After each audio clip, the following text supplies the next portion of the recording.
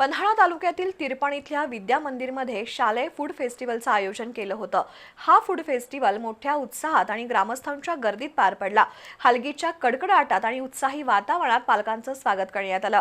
विद्यार्थ्यांसह पालकांनीही खरेदीचा मनसोक्त आनंद लुटला। पन्हाळा तालुक्यातील तिरपण प्राथमिक शाळेमध्ये फूड फेस्टिवल आयोजित करण्यात आला होता।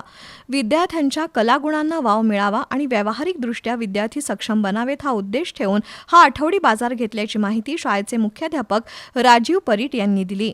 जवळजवळ 42 स्टॉल विद्यार्थ्यांनी आपल्या पालकांच्या मार्फत या ठिकाणी सादरीकरण केलेलं आहे। जसे शहरामध्ये खाऊ गल्ली असते तसे या तिरपणमध्ये या तिरपणच्या खवय्यांच्यासाठी त्या विविध पदार्थांची मेजवानी त्यांना खाता यावी या उद्देशानं हा उपक्रम राबवला गेला।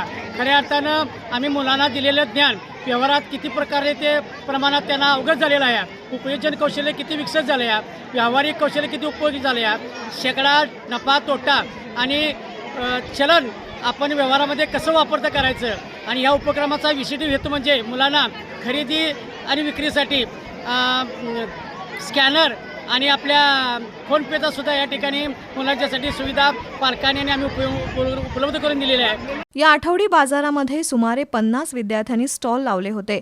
या स्टॉल्समध्ये 30 रुपयाला चिकन थाळी, 10 रुपयाला समोसे, 10 रुपयाला दूध कोल्ड्रिंक, 10 रुपयाची मिसळ असे विविध स्टॉल्स लावण्यात आले होते। स्टॉलवर खरेदी करण्यासाठी पालक वर्गानं मोठी गर्दी केल्याचं दिसून येत होतं। विद्यार्थ्यांनी बनवलेल्या पदार्थांवर ग्रामस्थांनी ताव मारला।